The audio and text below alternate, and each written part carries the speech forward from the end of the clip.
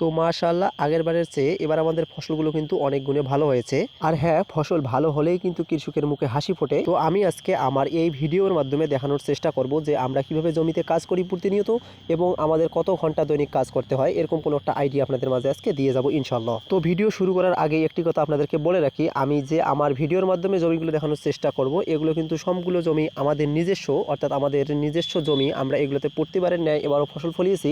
তো আগের বারের চেয়ে গুণগত মানভাবে এবার একটু ফসলটা একটু বেশি হয়েছে। তো ফসল বেশি হওয়ার কারণে আল্লাহর কাছে সেই শুকরিয়া, আলহামদুলিল্লাহ, যিনি আমাদের রিজিক দাতা পরম করুণাময় আল্লাহ তাআলার নামে শুরু করলাম আজকে আমার এই ব্লগটি। তো ভিডিও শুরুতে প্রথমে আপনারা যে জমিটি দেখলেন, এই জমিটি মূলত আমরা ধান লাগিয়েছি, অর্থাৎ এখানে এক সপ্তাহ পার হয়েছে, তাই ধানগুলো একটু লেগে গেছে। আর পরে যে জমিতে এই যে মানুষগুলোকে দাঁড়িয়ে থাকা দেখতেছেন, এগুলোকে কিন্তু কালকে চাষ করছি আর আজকে কিন্তু এখানে ধান রোপণ করা হচ্ছে। আর সামনে যে তামাক ক্ষেতটি দেখতেছেন, এটি এখনো আমরা কিন্তু সম্পূর্ণভাবে জমি থেকে, অর্থাৎ জমি থেকে এখনো আমাদের সরানো হয়নি। আমরা কেবল এই তামাকগুলো ভাঙবো, অর্থাৎ এই তামাকগুলো ভাঙার পর এই তামাকগুলো মালা আকারে গেঁথে গেঁথে আমাদের রোদে শুকাতে হবে প্রচুর। তারপর একটা এই তামাকের মাঝে কালার আসবে এবং ওই কালারের উপর নিরপেক্ষ করে কিন্তু কোম্পানি রেট দেয় এই মূলত এই তামাকের। তো তামাকের কথা বলতে বলতে এদিকে আরও একটু দেখাই, যে দেখলেন মোটরটি চলতেছে, এই মোটরটি মূলত আমাদের এখানে আরেকটা জমিতে সেচ দেওয়া হচ্ছে। তো ওখানে সেচ দেওয়া হোক, তার মাঝে ফাঁকে আমি আরেকটু আপনাদেরকে সামনে এগিয়ে নিয়ে যাই। এই যে আপনারা দেখতেছেন এই তামাকগুলো কিন্তু বেশ কিছুদিন হয়েছে ভাঙানোর, অর্থাৎ 3 দিন।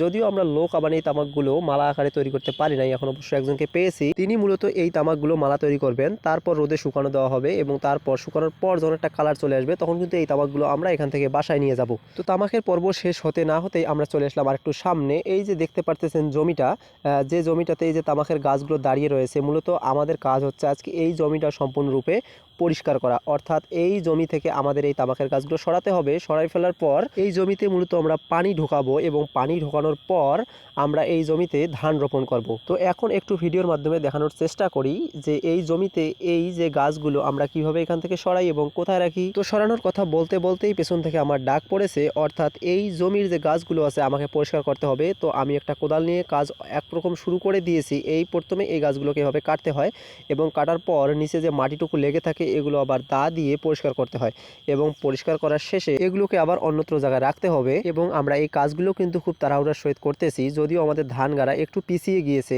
অর্থাৎ মৌসুমটি আমরা ধরতে পারি নাই তামাক আবাদ করার কারণে। তো এভাবেই আজকে এই যে পুরো জমির যে গাছগুলো রয়েছে এই গাছগুলো সরাবো। তো গাছগুলো পরিষ্কার করার পরেই কিন্তু এখানে আমরা সেচ লাগাই দেব, অর্থাৎ এই জমিটিতে ধান লাগানোর জন্য যে পানি দেওয়া হয় এই পানির ব্যবস্থা করব।